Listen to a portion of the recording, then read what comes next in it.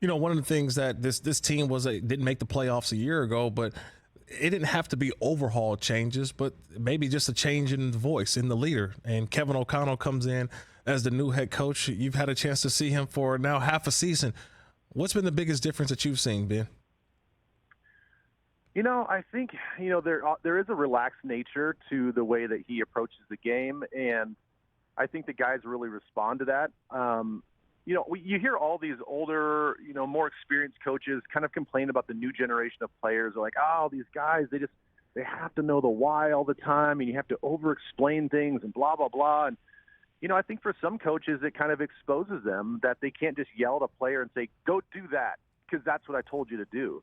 That style it's hard to bridge that generational gap. And I think with the way Kevin's come in, he's all about the why. He's all about the why as a leader of men. This is why we're going to do things on a day-to-day basis. This is why we're going to do things on the X's and O's. They don't have a lot of yelling sessions. I don't think anybody's going into meetings feeling like they're just going to get beat down and ridiculed and embarrassed.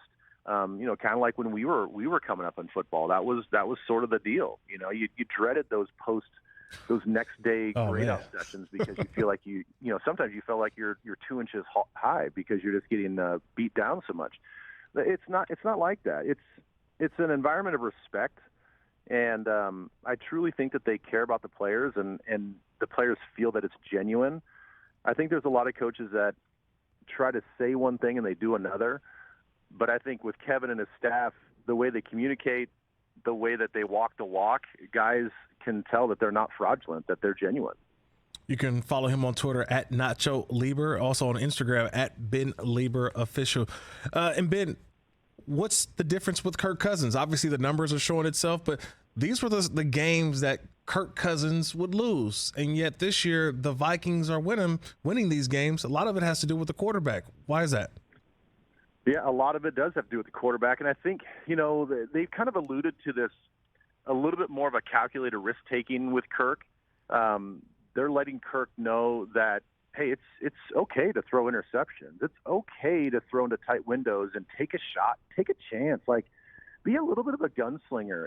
I think, Kirk under Mike Zimmer, it was so much like, hey, we're going to protect the football. We're going to run the ball with Dalvin Cook. It's all about, time of possession and limiting mistakes. And I think too often Kirk kind of took the safe route because he was afraid to let his head coach down, thus letting his team down. But I think the whole team now knows that Kirk's got the green light to rip it. And you look at, a couple of those throws in that game, the one that we just talked about, Justin, right. The other third down play that got us down to the 2-yard line was another JJ catch in the corner of the, front corner of the end zone.